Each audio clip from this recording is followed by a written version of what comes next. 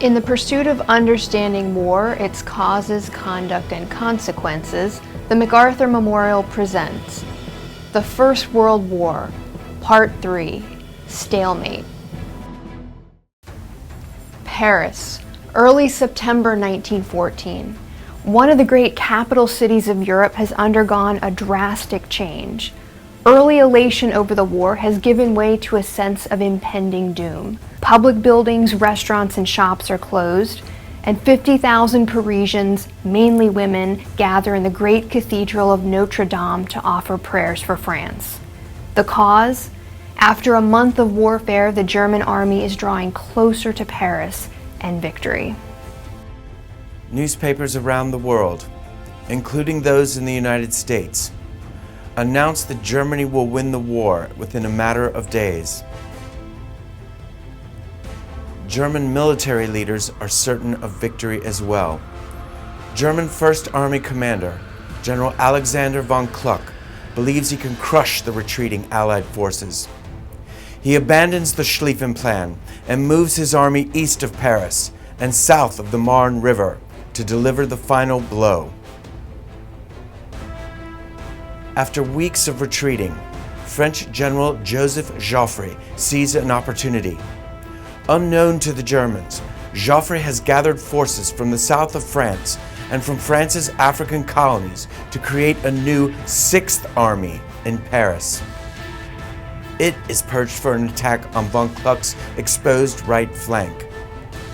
With the encouragement of French General Joseph Gallieni, the military governor of Paris, Joffre decides to risk the fate of France by turning to fight.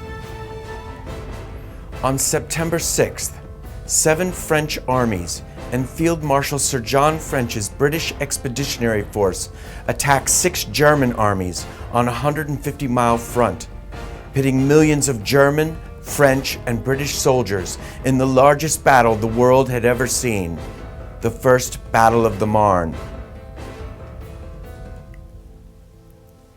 As the French Sixth Army descends on the Germans' exposed flank, von Kluck recognizes his mistake and shifts his forces to face the onslaught from Paris.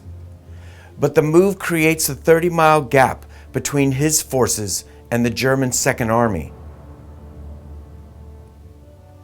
Although initially unwilling to fight, British Commander Sir John French is persuaded to take action. He cautiously moves British forces into the gap between the 2 German armies, while French troops simultaneously attack the German Second Army. Despite this quick action by the Allies, soon it appears von Kluck's First Army may smash its attackers, leaving nothing between it and Paris. The French badly need reinforcements if they are to survive. To move troops quickly, the French army calls on the taxis and buses of Paris. Most French soldiers had never been in a taxi, a luxury in 1914. But one by one, on the evening of September 7th, thousands of French soldiers are loaded into the vehicles and transported to the battlefield. Despite these reinforcements, the Allies still struggle to gain an advantage over the German forces. Over the next 2 days, from Paris to Verdun, the fighting along the 150-mile battlefront is brutal, but neither side can deliver a crushing blow. Then, on September 9th, the Germans realize that another French army has joined the British in exploiting the gap between the German armies. With no reserves to stem the Allied advance, the fear of being outflanked is a reality. The Germans must pull back and reform their lines, or face disaster. Overwhelmed by the reversal of fortune, German Commander-in-Chief Helmuth von Moltke suffers a nervous collapse as his armies retreat. The Allies, however, are too exhausted to take advantage of the German retreat. After 40 miles, the Germans halt on the Ain River and begin digging trenches. In less than a week, the German army has gone from certain victory to being surprised by the resurgence of the Allies. The First Battle of the Marne has saved Paris and the Allies.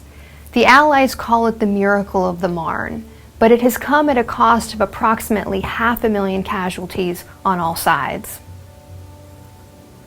It has also destroyed the myth of a quick war of movement.